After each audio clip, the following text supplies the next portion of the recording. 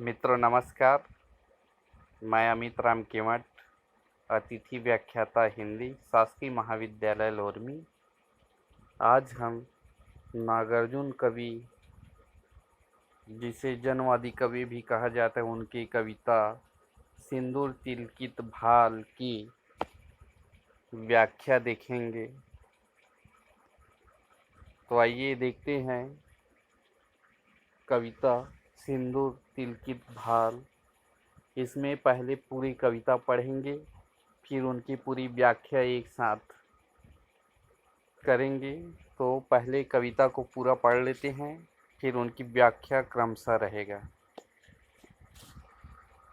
घोर निर्जन सिंदूर तिलकित भाल कविता है, नागार्जुन की कविता है। घोर निर्जन में परिस्थिति ने दिया है डाल, याद आता है तुम्हारा सिंदूर तिलकित भाल। कौन है वह व्यक्ति जिसको चाहिए ना समाज, कौन है वह एक जिसको नहीं पड़ता दूसरे से काज। चाहिए किसको नहीं सहयोग, चाहिए किसको नहीं सहवास, कौन चाहेगा उसका शून्य में टकराए यह उच्छ्वास। मैं हो गया हूँ मैं नहीं पाषाण, जिसको डाल दे कोई कहीं भी, करेगा ना कहीं कभी कुछ विरोध, करेगा वह कुछ यूं ही अनुरोध। वेदना ही नहीं उनके पास, फिर उठेगा कहाँ से निश्वास। न मैं साधारण संचेतन जंतु, यहाँ हाँ ना किंतु और परंतु। यहाँ हर्ष विषाद चिंता क्रोध, यहाँ है सुख दुख का अवरोध। यहाँ है प्रत्यक्ष और अनुमान, यहाँ विस्मृति स्मृति के सभी के स्थान। तभी तो तुम याद आती प्राण, हो गया हूँ मैं नहीं पाषाण। याद आते स्वजन जिसकी स्नेह से भीगी अमृतमय आँख। स्मृति विहंग की कभी थमने न देगा पाँख। याद आता मुझको अपना वह तरऊनी ग्राम, याद आती लचीलियाँ वे आम। याद आते मुझे मिथिला के रुचिर भूभाग, याद आते धान, याद आते कमल कुमुदनी और ताल मखान। याद आते श्याम सस्य श्यामल जनपदों के, रूप गुण अनुसार ही रखे गए वे नाम। याद आते वे वन वे नीलिमा निलय अति अभिराम। धन्य वे जिनके मृदुलतम अंक, हुए थे मेरे लिए पर्यंक। धन्य हैं वे जिनकी उपज के भाग, अन्न पानी और भाजी साग। फूल फल और कंदमूल अनेक विध मधुमास, विपुल उनका ऋण सधा सकता न मैं दंश मांस। ओग यदि यह पड़ गया हूँ उनसे आज, हृदय से पर आज रही आवाज। धन्य वे जन वही धन्य समाज, यहाँ भी तो हूँ न मैं असहाय, यहाँ भी व्यक्ति और समुदाय। किंतु जीवन भर रहूं फिर भी प्रवासी ही कहेंगे हाय। मरूंगा तो चिंता पर दो फूल देंगे डाल, समय चलता जाएगा निर्बाध अपनी चाल। सुनोगी तुम तो उठेगी हुक, मैं रहूंगा सामने तस्वीरें बनकर मूक। सांध्य नभ में पश्चिमांत समान, लालिमा का जब करुण आख्यान। सुना करता हूँ सुमुखी उस काल, याद आता तुम्हारा सिंदूर तिलकित भाल। व्याख्या है। एक बार पुनः कविता को और पढ़ लेते हैं, फिर व्याख्या देखेंगे।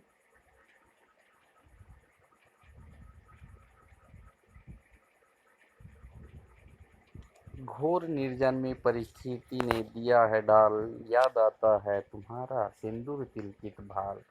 कौन है वह व्यक्ति जिसको चाहिए ना समाज, कौन है वह जिसको नहीं पड़ता दूसरे से काज। चाहिए किसको नहीं सहयोग, चाहिए किसको नहीं सहवास।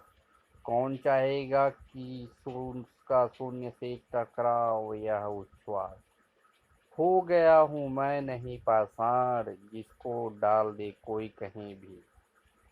करेगा वह कभी कुछ न विरोध, करेगा वह कुछ हो यूं ही अनुरोध। वेदना ही नहीं उसके पास, फिर उठेगा कहाँ से निश्वास।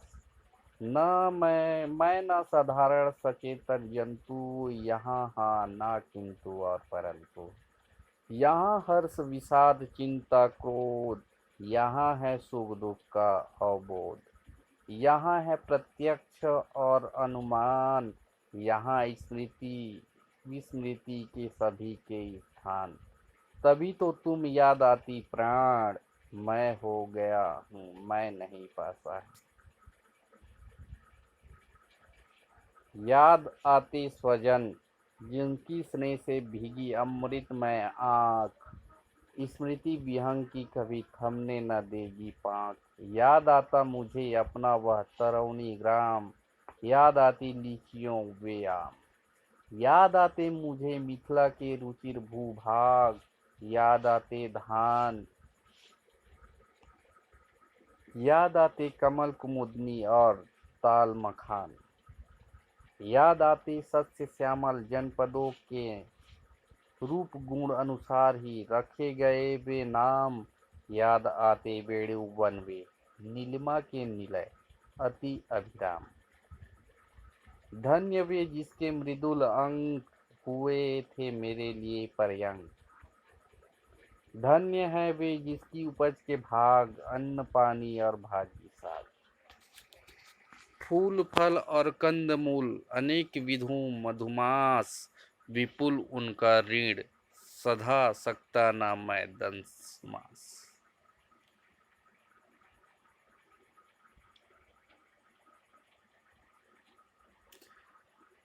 ओग यद्यपि पड़ गया हूँ दूर उनसे आज, हृदय से पर आ रही आवाज।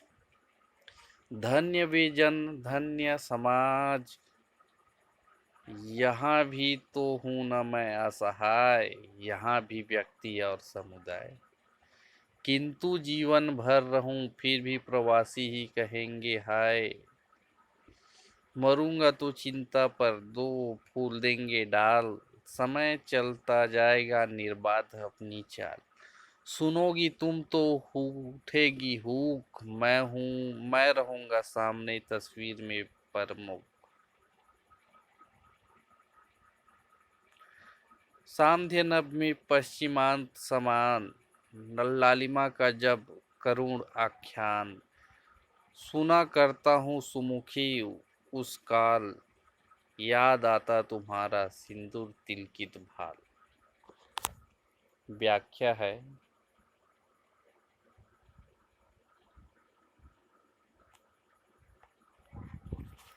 सिंदूर तिलकित भाल नागार्जुन की सबसे प्रसिद्ध और सर्वश्रेष्ठ कविताओं में से एक है। कवि अपने घर परिवार से दूर पड़ा हुआ अपनी पत्नी का तिलकित भाल याद करता है और उसी के साथ जुड़ी हुई अपनी गांव की प्रकृति और वहां का समूचा जनजीवन उसकी आंखों के आगे तैरने लगता है। फिर इन सबके बीच उसे पत्नी का सिंदूर तिलकित भाल याद आता है।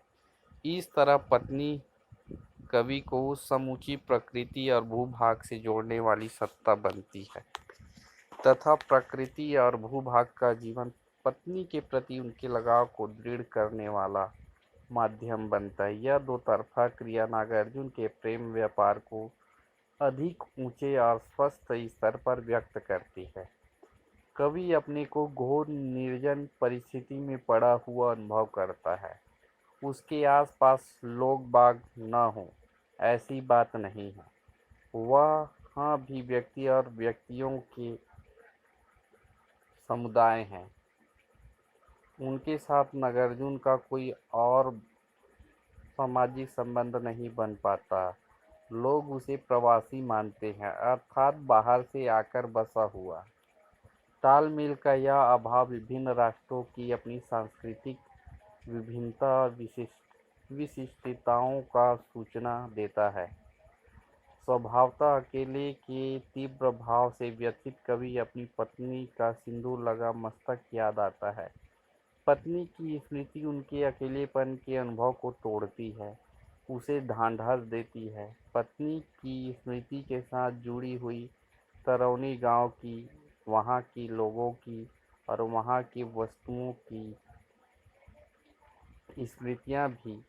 उसे लगता है कि वहां के किसानों ने अपनी मेहनत से उपजाई हुई चीज़ों, मसलन अन्न पानी और भाजी साग, फल फूल और कंदमूल आदि ने मुझे पाला पोसा है।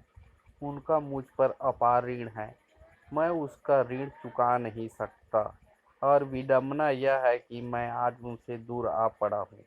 यहाँ सब चीज़ों के रहते हुए भी कभी आत्मीय और अपनापन नहीं अनुभव करता है। वह कहता है कि यहाँ कोई काम रुकता नहीं, मैं असहाय नहीं हूँ, और अगर मर जाऊँ तो लोग चिता पर दो फूल ही डाल देंगे, लेकिन यहाँ प्रवासी ही माना जाऊंगा। यहाँ रहकर भी यहाँ नहीं बन पाऊंगा। स्मृति में वह पत्नी से कहता है कि तुम्हें जब मेरी मृत्यु की सूचना मिलेगी तो तुम्हारे हृदय में वेदना की टीस उठेगी। तुम तस्वीर में मुझे देखोगी और मैं कुछ नहीं बोलूँगा। अपनी इस भावना को सूर्यास्त के बिंब के माध्यम से और भी मार्मिक बनाते हुए नागार्जुन कहते हैं कि शाम के आकाश के पश्चिम छोर के समान जब लालिमा का करुण गाथा सुनता हूँ, उस समय तुम्हारे सिंदूर लगे मस्तक की और भी तीव्रता से याद आती है। कविता 3 खंडों में रची गई है। पहले खंड में कवि अपने अकेलेपन के अनुभव के बारे में बताता है। यहाँ पर वह अपने प्रवासी होने की स्थिति को अस्वीकार करता है और कहता है कि मैं मनुष्य हूँ, निर्जीव पत्थर नहीं हूँ जिसे भाग्य जहाँ चाहे उठाकर फेंक दे। दूसरे खंड में पत्नी जिस गांव में है वहाँ का पूरा सामाजिक प्राकृतिक वातावरण कवि के मानस पटल पर उभरता है।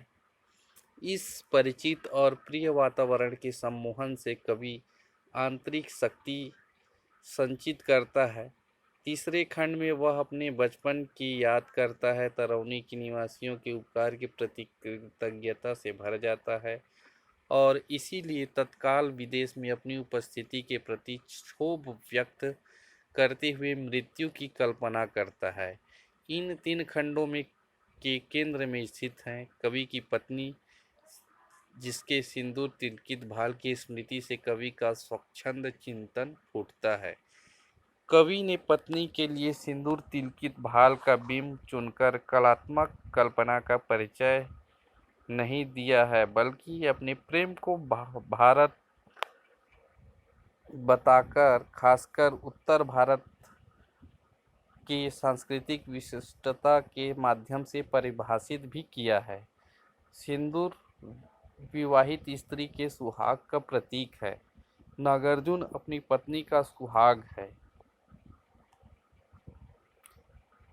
उसके लिए सिंदूर उसके लिए संस्कृति की एक रूढ़ी भर नहीं है, वह संबंधों की प्रगाढ़ता का प्रतीक चिन्ह है। सांस्कृतिक चिन्ह को मानवीय और भावात्मक संबंधों के धरातल पर परिभाषित करते हुए नागार्जुन इस बात का उदाहरण प्रस्तुत करते हैं कि वे अपनी जनता की जाति संस्कृति से भी कितना गहरा प्रेम करते हैं। विदेश में रहना उनके लिए कष्ट और वेदना का कारण इसलिए है कि उन्हें अपने देश की जनता, प्रकृति और संस्कृति से गहरा प्रेम है। पत्नी का परम अंतरंग संबंध इस प्रेम का प्रतीक है। यही कारण है कि कविता में कवि की सभी कल्पनाएं और भावनाएं पत्नी के सिंदूर तिलकित भाल को केंद्र में रखकर ही प्रकट हुई है। नागार्जुन ने पत्नी को अपने सामाजिक और प्राकृतिक वातावरण से काटकर अस्वस्थ रूप में अपनी चिंता का विषय नहीं बनाया है।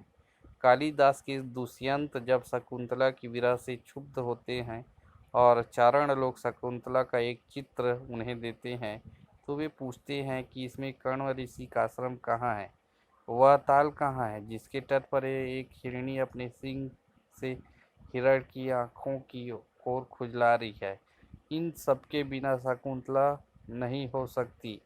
इस चित्र में ये सब नहीं है, इसलिए शकुंतला का चित्र नहीं है। नागार्जुन की पत्नी भी तरौनी गांव, वहाँ के लीची, आम, कमल, कुमुदनी, तालम ताल मखान वहाँ के नाम गुण के अनुसार वाले निवासियों के बिना नहीं हो सकती। अकारण नहीं है कि नागार्जुन कालिदास के भोगवादी चित्रों की उपेक्षा करके कालिदास कविता में उन्हीं प्रसंगों पर ध्यान केंद्रित करते हैं जहाँ सच्चे संबंधों में उपजी वास्तविक करुणा है।